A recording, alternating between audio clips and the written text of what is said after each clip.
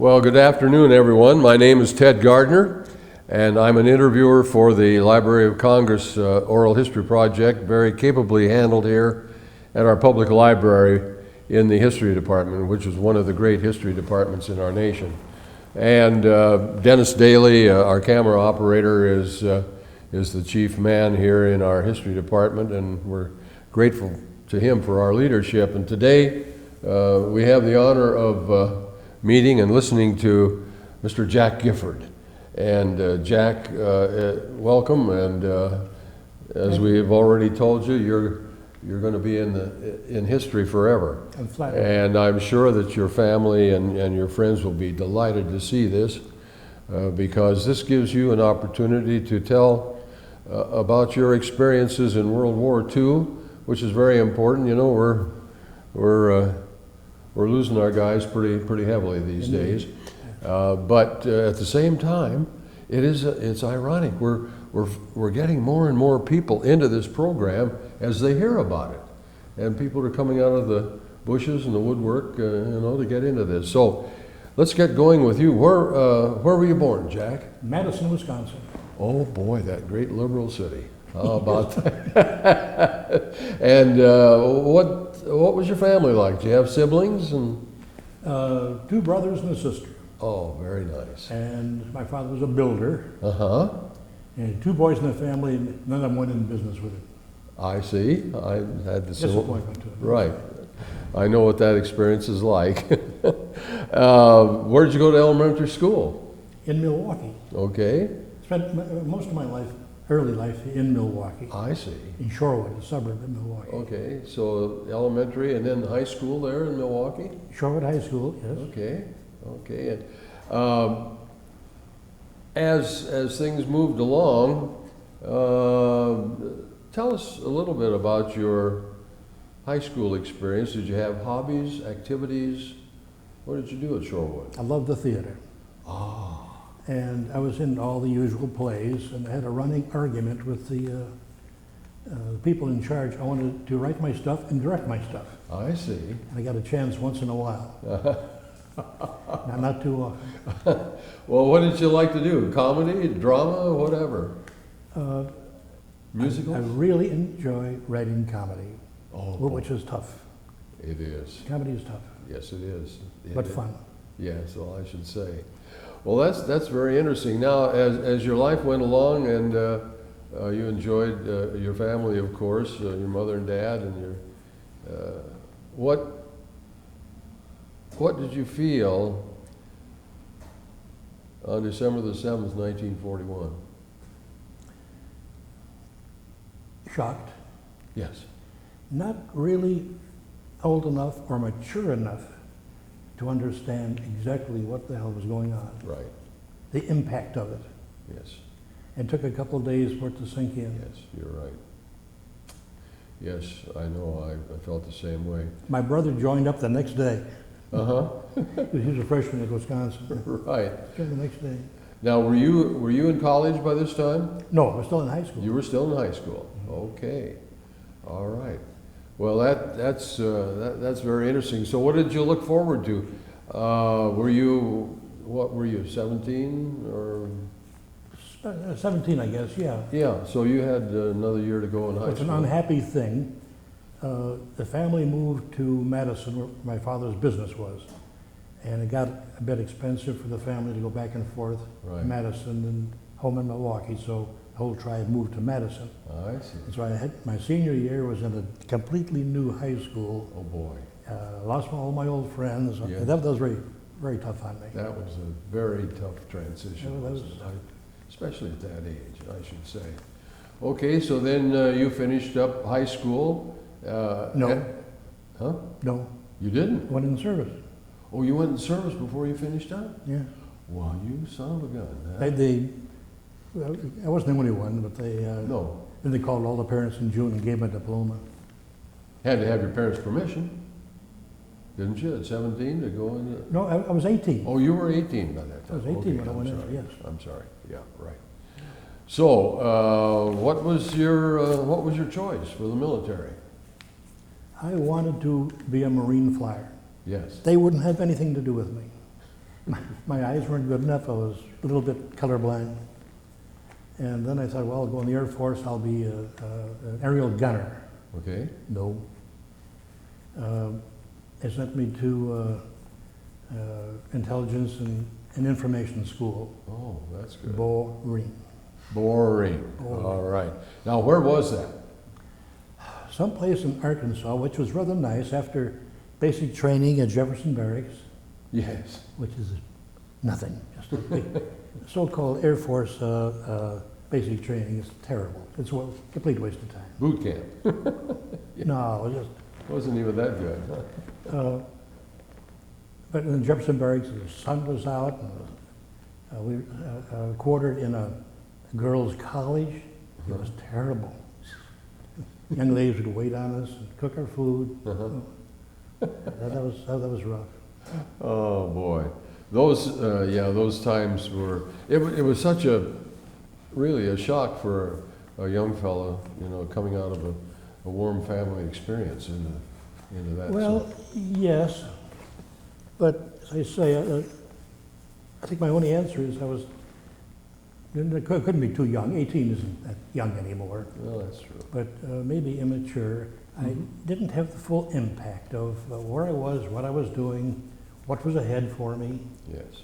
Except I did know I wanted to go overseas. That was numero uno. Yeah. Yeah. I think we all. I wanted to do something. Yes. Right. I didn't know what. I wanted to do something. I know. Well, the war was on, and Yes. our entire nation was involved. And we were losing badly in the Pacific. And we were, in that early days, we lost everything up until June of 1942. Yes. We lost everything. And the Japanese were moving through the south, and Germany was, well, of course, then Hitler made the decision to, later that year, to go into Russia, which That was was mistake number 407. For him. absolutely, right? Just like Napoleon. Yes, indeed. Well, okay, so you're out of Jefferson Barracks, and now this military intelligence, which you Well, said was information and intelligence. information and intelligence. When I got out, and when I did practice it in England, I wasn't privy to secret or the British secret, but all kinds of stuff restricted was interesting. Well, I should say so. Did you have any language other than English? No, Okay, I don't think I ever mastered that. right, I understand. So then, okay, so how long were you in that training? I think about 4 or 5 weeks. Oh, that's Maybe short. 5 or 6 weeks. Okay. It was not very long at all. Okay, And shipped off to Augusta, Georgia. aha, Well, it was in the 9th. Then it was in the 9th Air Force then, Ninth Air Force. in Augusta, Georgia. Right. And that's where I met my child bride. Ah, a Georgia peach. Georgia, exactly. How about that? Isn't that nice? And I brought this along because I think it's interesting and apropos. Oh, I'm wearing a little badge. yes, I noticed that. 116th Infantry, I've never seen that part one of the before. famous 69th. Sure. The Stonewall Brigade. So that was a blue and gray. That was And a Confederate. I didn't know that until about 3 years ago. My wife would have flipped Really? if she had known that I was in that brigade. Well, that is Isn't that very. interesting? I should say so. I've never seen that one. And okay, the regiment's ancestor was the 1st Virginia Brigade. And the Civil first War. commander was, guess who? Yeah. Old Stoney himself. Stonewall, yes. The imperishable name of Stonewall. Well, that's very, Isn't that very interesting? Yeah. Well, that's sort of like being a son of the American Revolution or something like that. Is that kind of a similar? You have a membership. You pay dues. No. Okay. All right. There are many service groups in all infantry, Marines, Yes. Navy, whatever. They get together once in a while. This was just part, a division, Mm-hmm. a regiment of the 69th Division, Okay. which was under the First Army. Oh, The 69th Division was quite a famous division. yes, They indeed. landed at D-Day, Omaha. Absolutely. They're the ones who climbed the cliffs. Sure, sure. Get at those guns, they worked in guns there. Right. Well, now, how did you get hooked up with this? How did that happen? Interesting story. Good. Now, that's what we want. In England, doing my job badly. I had 3 stripes at that time, and they had me censoring letters. It's an officer's job. Right. They had me debriefing pilots as they came back. That's an officer's job. Yes, indeed. And I was doing all kinds of things which I was very, very unhappy with. Could not get to first base with the captain in charge of the group. He was more interested in making major than paying attention to his office. And every week I'd go and say, I want to transfer you. You got to transfer me out. I'm not doing anything. Right. The war is going on, and I'm not doing anything. Yeah. And he would send me back to my cell. One interesting thing there, we all had little bicycles then between our billets or whatever and the S2 shack. It was about a quarter of a mile, so everybody rode a bicycle, even my captain. Mm-hmm. And I had a brilliant idea. I said, you should have your own Jeep. That's a long, you're going back and forth all the time. He says, I can't do that. I went to the motor pool, forged his name on the thing, and I left the return blank. Uh-huh. I had a Jeep all the time I was in England. And I wish I'd brought a picture of it. I painted Audrey on the front, Jack Gifford, proprietor. And that was a government piece of material. He used it maybe once or twice a day. I used it all the time. I went to London in it. Oh, that's funny. That is funny. Well, you were you were thinking all the time, and you were trying. I understand you were trying to improve your lot in life, so to speak. Typical classic goof off, as it were. But I had to get out, and finally it came through. Losses were fairly heavy in Europe at that time. Yes, yes. This was in 44 or 43. July '44. It was Okay. about a month after D-Day. Yes. And I got transferred just about the time, about a week or so before Paris was liberated. And it sent me to, we were at France at that time. We were south of Paris, and Paris was finally liberated. So they sent me back to England. Now this is a curious part of my story. I have absolutely no recollection of going back to England, none whatsoever. How curious. I know every detail when I was still in the Air Force going to France on a ship and a little tank thing, LST or whatever. LST. But no recollection of going back. And spending about 5 weeks in Bedford, Mm-hmm. a big ancient infantry training, brick barracks. I mean, it was Wow. really neat. Really permanent. And an intense, really hard piece of training, day and night, never stopped. I'll be darned. I'll be darned. That I thought, this is what I came for. And you were a real foot soldier. Then I went to a rebel depot, replacement depot, and was assigned to this outfit, and nobody liked me. Oh, I had one uniform left over from the Air Force. I had 3 stripes still sewed on. Uh-huh. And the big old sergeant came up, you ain't no sergeant in this here Army. Oh, boy. They came Oh. over, I was back to a PFC. Oh, you were? Oh, for heaven's sake. Well, that was You ain't no rugged. sergeant in this here Army. That was rugged. Holy cow. No, he was right. He Yeah. was right. Well, now, was this outfit really full of Southerners? No, No, no, no. no. It just had the number, so to speak. Just had to know. I knew nothing about this, as I say, till a couple of years ago. All right.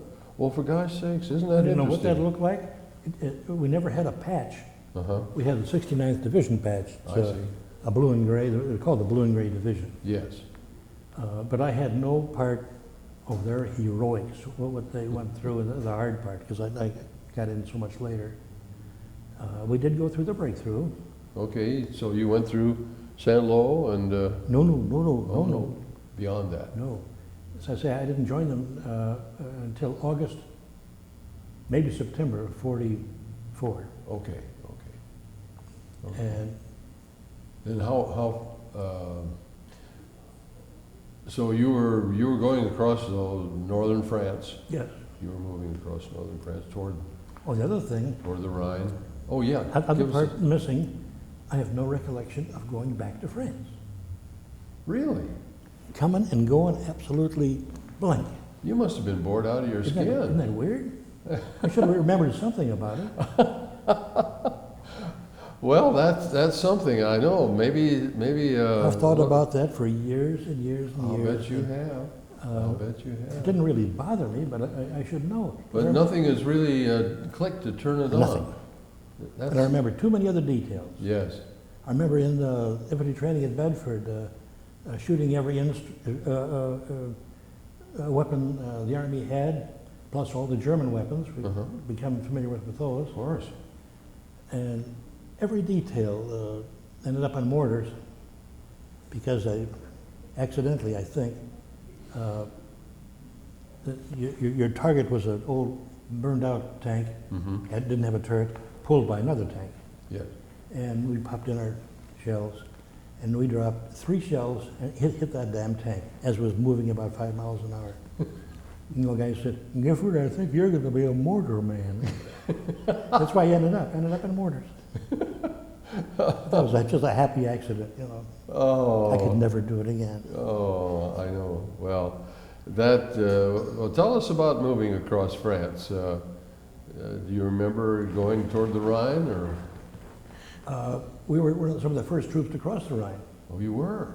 but that was after the breakthrough. We were the northern part of the breakthrough. We didn't see the terrible action around Bastogne and so forth, as we were in the northern perimeter. And our particular company was to take and hold a crossroads, I see. which we did. And there was a little action from time to time. Somebody was mad at us. And I remember one time, the biggest thing that happened to me, I think, other than being boarded at girls' college, 2 Tiger tanks came. They were maybe 1,000 yards away. Wow. And coming toward that crossroads. And they parked one side by side. Right. And there were some troops with them. And we were scared. I can't use the word, but only my laundress knew how frightened I was. And 2 P-51s came and absolutely destroyed those tanks. Mustang. Oh boy. A little Mustang. What a plane. Sweetheart. Oh boy. And there was nothing but clouds of smoke and debris all over the place. And we Yeah. were, Yes, I should say. so we held our little crossroad. Well, and of course that was so important because a crossroad is a very distinguishing geographic point that controls traffic and so forth, and very important. And our company and brigade held about 4 miles, I guess. We had a little action from time to time. I got to practice my mortar. Did you get shot at? You shot at? Uh-huh. You bet yes, I did, sir. Yeah. Well, the bad thing with mortars, you stack them all up, you pull the initial safety, and you go boom, boom, boom, boom, boom. I used to have a cut in my thumb. I put them in so fast, the fins would come out and cut my thumb. Oh my gosh. And you could put maybe 25 in the air before the first one hit. Yes. Then you'd grab the tube, unbuckle it, grab the plate, and run like hell, because right where you were, go boom, boom, boom, boom, boom, boom, boom, boom. The other guys were popping at us. Of course, of course. I broke Jesse Owens' track mark for the 100-yard dash on several occasions. Well, I'm sure that shook up Hitler again because he was so shaken up by Jesse Owens in the Olympics. He was afraid of us, I'll think. I should say. And we did cross the Rhine. We met some Ruskies. Now, those Tiger tanks, let's go back to those things. Okay. That was an awesome piece of machinery. Yes. That 105 millimeter No. 88s or? 88. 88s, okay. Yeah, was a fantastic weapon. Oh, my golly, yes. Their field pieces were also 88s. Right, They could do them laterally and shoot at troops and so forth. They could raise them up, anti-aircraft, yes, change the rounds. right, right. It was a fantastic weapon. They could send shells up for flak to explode up there. and- Well, there's a lot of woods in the Ardennes, Yes. and they were good at tree shots. Mm-hmm. They hit the trees, and then the stuff would just scatter. Oh, deadly, could be I deadly. didn't want to get killed with a piece of bark. No, I should say not. You don't want to get, you don't want to get a splinter up your No, nose, no. you know what. Anyway, the movement, the time that you consumed moving eastward, did that weigh on you, or was it a lot of action that No, time passed? you didn't quickly? know what was going on. Yeah, You'd move up, you get a call, and go from point A to point B, yes, and dig in. right.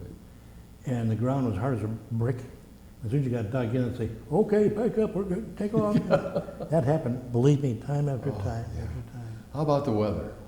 Horrible. I was cold for the next 3 years. Really? A lot of guys had overcoats. Many of us didn't have. We had our, they called it a combat jacket. Yes, And it had a little short jacket. vest, alpaca line, just Mhm. type of thing. That's what we had. My goodness. The Tiger tank did us one favor. It put a path in the snow about this wide. Mhm. You could walk in the path where a You could tiger go. had been. And the other thing, we started the rumor, I'm sure, of Bigfoot. Oh, really? Because we would wrap our feet in, I think somebody said it was a German supply chutes and so forth, and it was silk. Mm-hmm. And we'd wrap our feet in that. And we left a footprint about this long, about that wide. And you walk. That's where the story of Bigfoot came from, I'm sure. Sasquatch in France, how about that? But we were told, we had a great lieutenant at that time.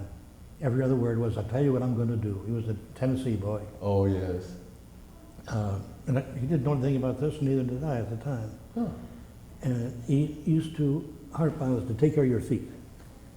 So you always had one pair of socks under your uniform against your Mhm. body, keep warm. Mm-hmm. And he says, "Here what I'm going to do. Tomorrow I'm going to examine every one of your little tootsies. If I find one black toe, you're going to get the hell out of here." Uh-huh. Frostbite was prevalent. Oh. It was very, very bad. It was so, You'd see guys, their feet were black. yeah, it was so disabling. My goodness. Feet were black. Yeah, yeah. Terrible, That'd be a terrible. terrible way to go too. Well, that's another thing. Of course, in the Navy we called them the corpsmen, but your medics, your aid Yes. people, Yes, they were wonderful people in general. fantastic, Weren't they something though? fantastic. Many of them were non-combatant types, but they were just dedicated to what they were doing to help people. As I recall, during World War II, they couldn't carry guns, Right. but I understand they could in later wars. I think that's right. Yeah, I think you're right on that.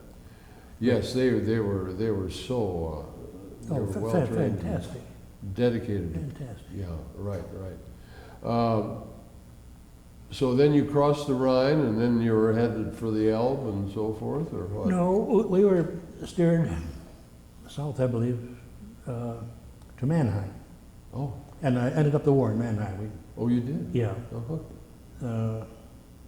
We'd done such a good job, they didn't need us anymore. And- Famous last words. And we arrived at night, you know, tap on the door and say, "You're going to take billet these 4 soldiers, you're going to take these 3 soldiers," whatever. Mm-hmm. How many of you were in your group? Oh, about 40. Okay. 50. All right. It Okay. wasn't a full company, we didn't have a full company. Wasn't a full company. Yeah. Didn't have that many left. 3 or 4 squads. Mhm. Well, that's tremendously interesting, and you know, I know a little bit about your post-war career. I've been told that by our mutual friend, and being a communicator as you are, did you have any sense of lack of news at that time? Did you know what was going on in the world or in the field of battle? Through the Stars and Stripes. Oh, you got the Stars and Stripes. From time to time, yeah. Sure. Then when we were in Mannheim, we could get it almost regularly. Okay. All right. So that was our news. Wasn't it interesting though, the difference? And BBC. Oh yeah, BBC, of course. Wasn't it interesting in those days, as you reflect back now, comparing with the way things are today, instant communication. You know, we know what's going on in the remotest part of the world I know. right now. Yes. In those days, you know, you maybe had to wait 2-3 weeks before you found out what the heck you had done yourself. It was just amazing. I can remember seeing headlines. I was in the Navy in the Pacific, but headlines, American fleet beats Japs. And then you try and find the story under that headline. Nothing. I mean, somewhere in the Pacific, you know. It was always somewhere in the Pacific or somewhere in Europe, somewhere in France, somewhere in Italy. You know, let's find out about this. You know, the day after the Normandy landings, the 6th of June, 44, the very next day, which gets little recognition, was the liberation of Rome, Italy. I didn't know that. Yes, sir. Absolutely. The 7th of June, 1944, we liberated Rome. Major. Major thing. And that was that Italian boot. That was a terrible campaign. Did you know anything about that at that time? No, we had some troops that went up through Italy, were hit, sent back to England, Okay. get well, and then joined us. I see. That's And interesting. They had horror stories about Italy, how bad yes. it was. Oh, yes. That was kind of an unknown I factor. know. It gets little recognition in comparison, which is really sad because there were so many wonderful and terrible events in that campaign. Well, anyway, so there you were in Mannheim. So what the heck were you going to do there? Well, they thought we might be occupation for a while. We had we did have a job to guard, everybody pulled this duty, to guard a former Russian prisoner of war compound, men and women. Oh my gosh. Mixed? Yes. Oh. And somehow they got guns.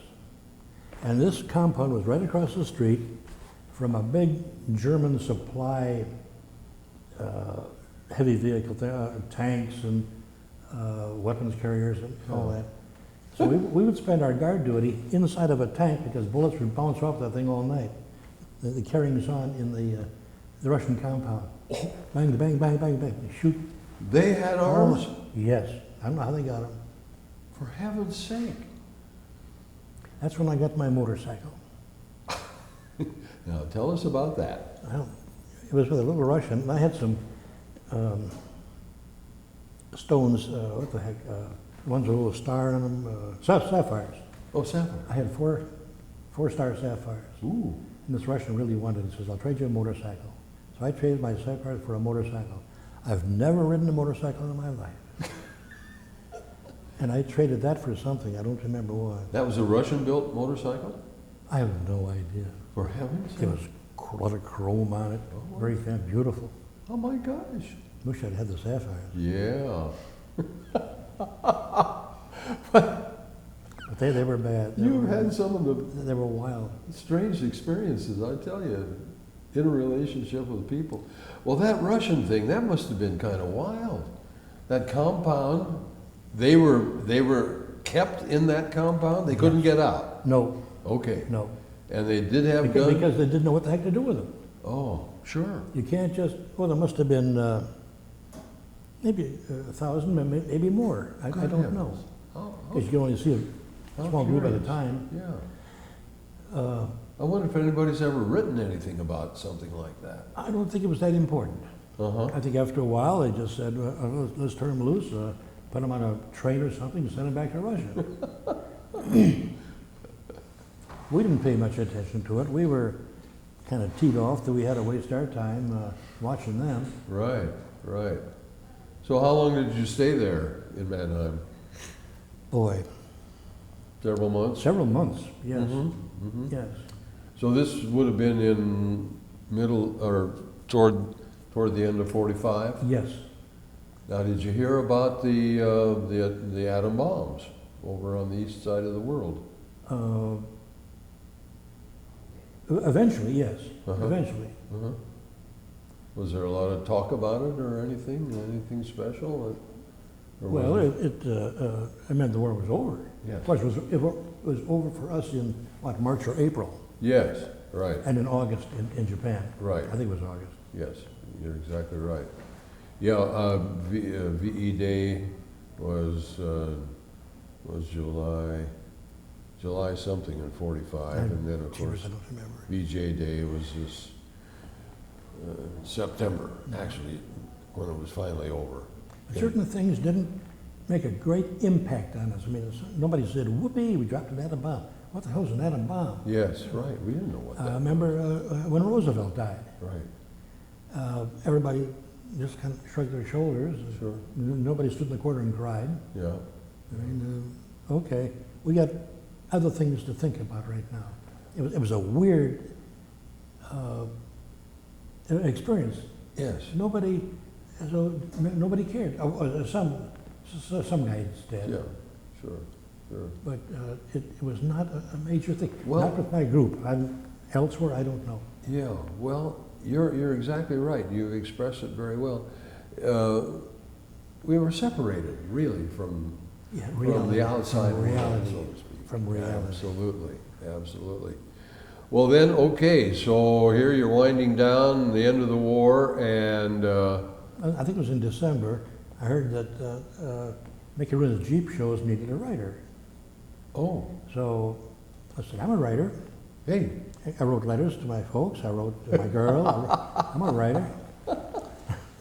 No, I'd been a writer. I'd sold stuff to the English edition of the New York Post, oh, you had. of the Paris edition of the New York Post, Well, how about and that? a couple of short stories, Good things for like you. that. I also took 2 courses, correspondence courses, University of Wisconsin. Uh-huh. This is a semi-interesting story. All my stories are Well, semi. we want to hear it. I would write an assignment. I think the University of Wisconsin was annexed Armed Forces Extension. Okay, So I just happened to be Wisconsin. sure. And many times I didn't have paper, and we were in very short supply. We would get a little package of German rations, a little package of Goldschraut tobacco, the paper to wrap it in, some toilet paper you could use for sandpaper, 2 cigars, and some other stuff. And I used to write my assignments on the German toilet paper. Mm-hmm. It was that stiff. Good heavens. And the professor wrote me back one time, Mr. Gifford, can't you please write and find some paper? When I got back and went to school, I had that professor in my junior year. For And heaven's the sake. name kind of sounded familiar. So I went to his office, we small talked for a while. He says, my God, you're the guy that wrote me on toilet paper. True story. Well, isn't that a coincidence? I should say so. Oh, my. Have you kept in touch with any of your comrades in arms? No, we were not that close. Yeah. Our outfit was not that close. Right. We talked about Vern and his group that meet regularly. Right. I was an outsider. I had replaced somebody, maybe somebody that liked, maybe a good friend, Mm-hmm. somebody that they'd been with a long time. Yes. And here comes this nothing out of a repo depot Well, I know. and to replace him. Well, you know, that was, and I've, in interviewing other fellows who had similar experiences as yours, they were told that, you know, don't get too close to somebody in a personal Yeah. relationship. Yeah.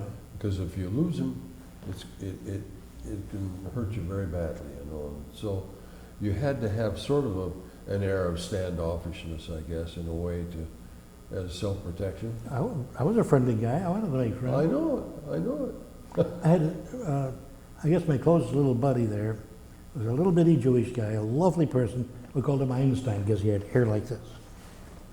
And he talked all the time, all the time. And some of the shocks of war is the first dead guy you see, Yes, and then the first dead American you see, yes. and then the death of a close friend. Mm-hmm. Well, I lost little Einstein, Oh my, hit by a mortar. He was opened up, you could see his backbone. oh my goodness. And no dog tags, no nothing. Yeah. The lieutenant asked me if I knew him. I said, yes. He said, well, what is his name? He doesn't have any dog tags. I said, Einstein. Uh-huh. That's all I knew. How about that? I think it's the first time in my life I ever really cried. Oh, yeah, I know what you mean. I do know that. Yeah. Yes, that there were. Did you have other shocking experiences such as that? Well, it's kind of enough for one war. Well, yes, well, we had losses, yes. Yes. Yes. Casualties ran fairly high in Yes. that campaign. Yes. Yeah. And then weeks would go by, or maybe a month would go by, and nothing. Nothing. Sheer boredom. From sheer terror to sheer boredom. Yes, right. And there you were, thousands of miles from home. Couldn't do anything about it. And You didn't, after a while, you didn't think of home that way. I guess some people did. You hear, especially in the movies, the guy gets hit, he says, "Mother, mother." oh yeah. I never saw any of that. Right. You're not fighting for God, mother, and country, or apple pie and hot dogs and stuff, Coca-Cola. You're fighting to save your butt. Yes. You're Exactly. protecting your butt and the people you're with. Right. And Trying to do your job. that's pretty good It's part of- incentive. It's part of a group, yes. You bet. It's Yeah. pretty good incentive, I should But say. you didn't think about going home. Right. So did you suffer any wound other than your thumb with the mortar? No. I got thumped on the chest, put me in the hospital. I don't know with what, but I had a big round spot in my chest. Huh. I didn't know what the heck it was. And they sent me to the hospital. It wasn't a scratch, nothing. And this was a time about ready to catch a boat to come home. Oh, yes. So I had to get out of there. That's when I joined up with Rooney. Ah, I see. I got a funny story on that too. Oh, good. Tell us about that. So I just needed a writer, and everybody was in a tent. There were 4 or 5 people there, and an officer, whatever. And I was not a drinking guy, and I'd had a few beers, which gave me beer courage. Uh-huh. And I said, Mr. Rooney, the least you can do is stand up when your writer is here. He looked me right at me, dead serious, and said, I am standing up. And a honest to God, factual end to that story.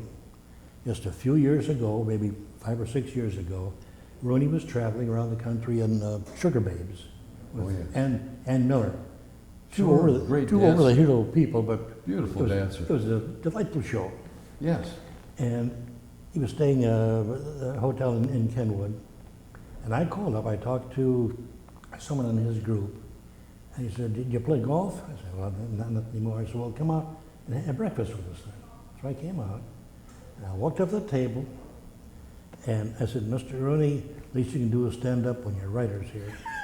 And he looked at me again and said, Gifford, I am standing up. He used my name.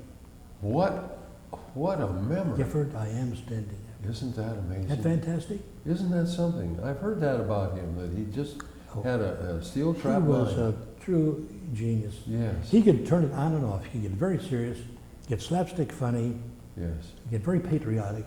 Right. Oh, yes, he was indeed. Well, now that's beginning to lead up to what we want to find out about you. Well, now, getting into that, so you finally got your orders for the States. Yes. And how did you work your way back to port of embarkation in France, for example? Did you leave from France? Yes. We had a place called, excuse me, Camp Brooklyn. Okay, It was an embarkation point. all right. Near, You sat on your butt there for a couple of days, maybe a week, right. and you wander down the hill, get on a boat. Now, I came over on the Queen Mary. Oh, the original Queen. Stories about that. And the boat waiting for us down there was this big. I said, that boat's going to go all the way across the ocean? It was a standard Navy transport. But after the Queen Mary, Right, it looked like a lifeboat. I should say. And we were double packed. And another terrible thing, how it cost me my life, had a full contingent of nurses coming back. Ooh. We were all a nervous wreck. But anyway, the Rooney was on the same ship.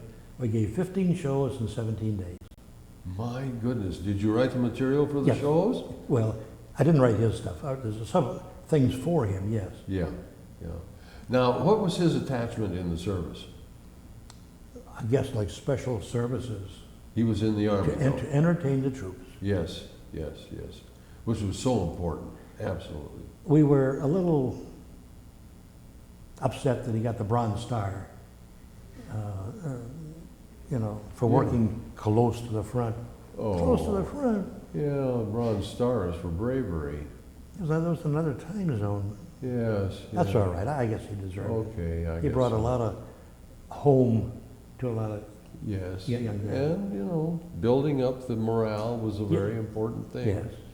Well, the USO, as we both know, was just an incredible organization. It was. It was genius, sheer genius that they got that started, and and how it helped us all. This is just fascinating that you were with Mickey Rooney, and I just we want to hear more about that now. So you're coming back with Rooney, and On the ship. and you got aboard the Navy transport. What, about 6 days across back to the States? 17 days. I was Wow. going backwards half the time. It was tremendous storms. Rough seas. Very rough. Wow. Arms and legs broken. See, we had a bunch of chairs set up for the show. Yeah. And the ship would go like this, and I'd crash to one side and crash to the other side. It was terrible. Not a single person was seasick, that I remember. Really? Going across on the Mary, everybody was seasick. I'll be darned. It was huge. The British stewards were seasick. The American Marines were seasick. Wow. We were double loaded, had something like 15, 20,000 troops on the Mary. Yes. It Yeah. went all by itself, it was too fast for a Right. convoy. Right. Yeah. Yeah, that was remarkable. That's something a lot of people don't know about, Jack, is that Queen was just an amazing vessel, and as you say, speedy and didn't take a zigzag course going across. I didn't know anything about that. And Yeah. I'm sure it did zigzag. It might have. It almost- Well, I'll bet coming home, I bet you didn't zigzag. Well, no, not going backwards. It should. Nobody believes me. Oh. It took 17 days. Yes. Well, those stormy seas in the Atlantic were just horrendous. This was in February. February, worst time of the year. Absolutely, absolutely. Okay, so you disembark where? In New York. What's the camp? Camp Lee? No. New Jersey. A New Jersey camp. Oh, I can't. I'll never think. forget. Yeah, right. Which I just did. Never forget good old what's his name. Howsoever, this was interesting. Okay. We got off, and they ushered us to a big dining room they served all kinds of food. Right. For the first time in, 14, 15, 16, 17 days, we got really good food. Yes.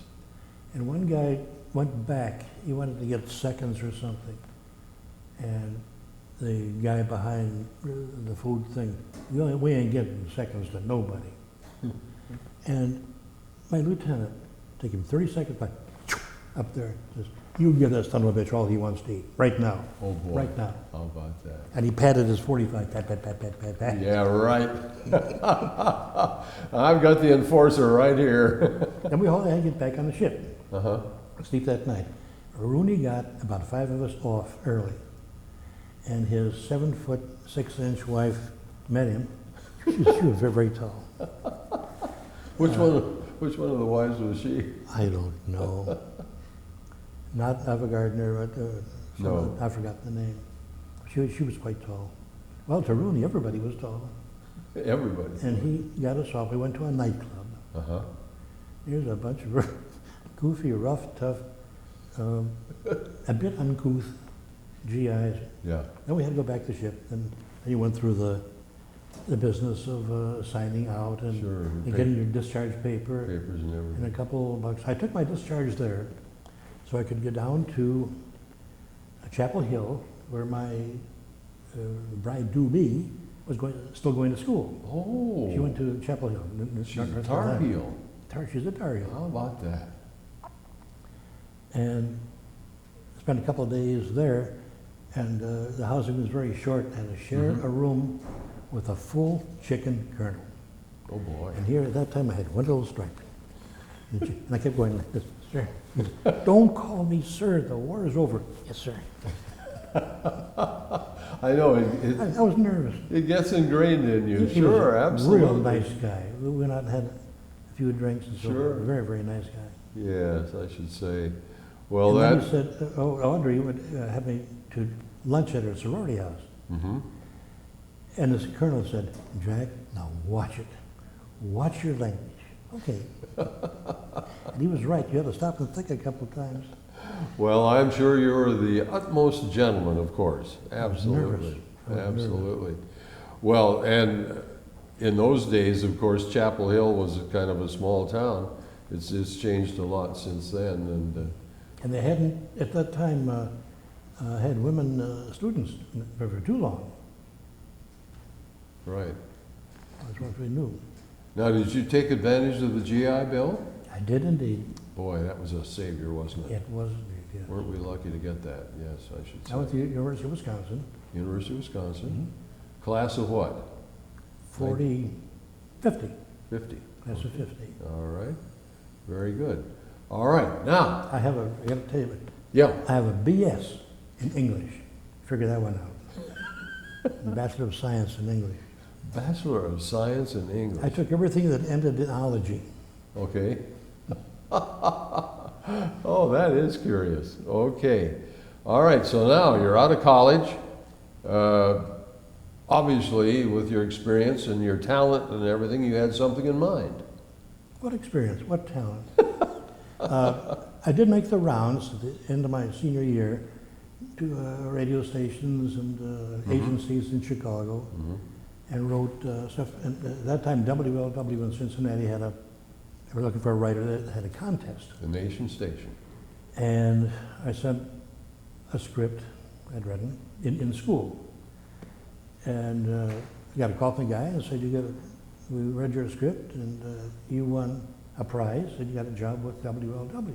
So, whoopee. So we came roaring down here. Then I found, the prize was $500. Then I found out I had to share the prize with a little sawed-off guy named Rod Serling. For He didn't like heaven's me, sake.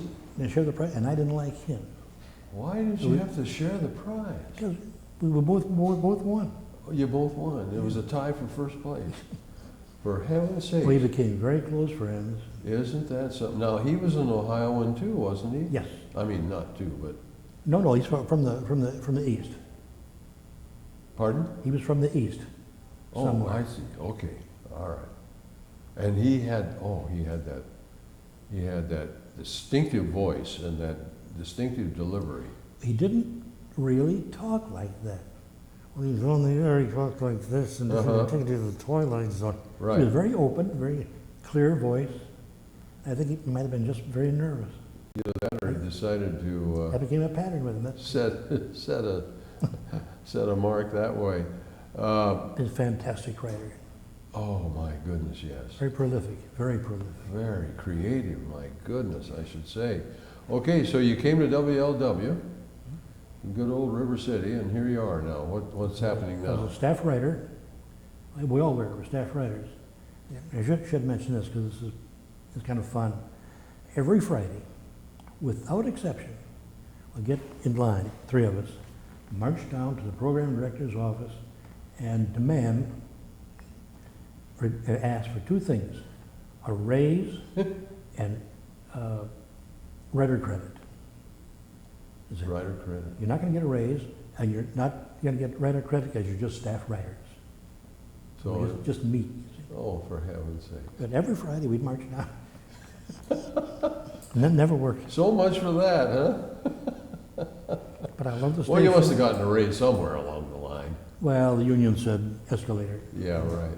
But I learned a great deal there because it was a mill. We were writing 2, 3, sometimes 4 half-hour dramatic shows a week. How about In New York, you're allowed a couple of weeks to write a show. Now, were you writing soap operas? No, various and sundry shows. I wrote a little mystery. I wrote a lot of station stuff. Yes. I wrote a children's show. Uh-huh. I wrote a newspaper series. I wrote a regional college series. This is all through the 50s now. 49, 50, 51, 52. Okay. Yeah. All right. What happened in 52 then? Radio collaborator. This was at the very tail end of radio, my first love. And television was coming in, the radio was going down. Right. Right. And we had initially the programs we wrote had big casts. We'd have a cast of 13, 14, 15. You could write in as many people as you wanted to. We had a full orchestra, a 12-piece orchestra for themes to musical bridges. We had 3 sound effect men, which was hard to keep a straight face sometime for horses. You got 2 coconuts, they go like this on his chest, Uh-huh. and you're over here trying to act, and watching the coconuts go up and down. Oh, those sound effects. But then they cut back. And the series I wrote called Danny McGuire, Nighttime Operative, How about that? and it had 4 main characters. And I was allowed to have 6 people in the cast, Mm-hmm. 4 and 2. And to try to figure out who done it, you flip a coin, maybe it was that guy. So I had to write it from a different perspective, that you went along with the detective as he saw I it. see. But that was fun. Oh, that must have I been just fun. loved it. I should say, must have been great fun. Well, tell us about some more of your, the personalities that you came across in your writing career, producing career. I don't really know of anybody. I'm not sure what you mean. Well, let me help you. My wife and I came from the West Coast to Cincinnati in 1955, and we didn't know anybody. And I think one of our first friends was on television, and her name was Ruth Lyons. Oh, Ruth, yeah. Tell us about Ruth. Ruth was a genuine character, ugly as a mud fence, had a figure shaped like the letter S, a very bad posture, and terrible voice, and everybody, the little lady, just loved her. Oh yeah, remember the white gloves and the little hats and everything? me. Corny? Oh my And God. when she talked about a product, you couldn't find it on the shelf the next day. It was gone. She What a was powered. salesman. Oh my God. And she was not, well, she was rough and tough. Yeah. She was always very nice to me because I never crossed. They always assigned a writer to her show. And I loved being assigned a writer on the Ruth Lyons show because I could sit in a folding chair way in back and go to sleep. You didn't write for Ruth Lyons. You wrote some interesting things for some intros to some commercials, Right. but you didn't write for Ruth Lyons. Right. So that was a good assignment. So then you knew Bob Braun. Very well. We called him Sweets. Very nice guy. Yes, he was. Yeah. very Yes, he was. And he was a good entertainer. So you asked me about famous people. These people were just working sniffs like we were. Yes. Well, okay, Paul Dixon. Sure. Well, all came up at the same time. Sure. I'll be done. And there wasn't a star system. Yes. Well, you know, there are, so to speak, fallouts from that period of time still around Cincinnati. Every once in a while you run into somebody. Ran into Paul Dixon's wife recently. And I didn't even know she was still alive. yeah, I've lost track with so many of those people. yeah. But any other reflections on your writing? What are you doing today? You're completely retired, of course, but Retired. A little of each. No, from 1962 on, I had an advertising agency. In writing, of course. But yes. I do many other things. I lost my wife about 3 years ago. Oh, that's After 55 years. Well, we said 60 years, Mm-hmm. because I met her in 1943. Okay. Right. And we were married in 48, so that's Right. another 5 years. Right. And your children? They're 2 boys. around somewhere? Indeed, one is here in town, is an exec with Sherwin-Williams, and number 2 son is a veterinarian, a horse vet. And he's here also in the He's area? up near Akron. Oh, near Akron. Okay. All right. How about grandchildren? 2, one of each.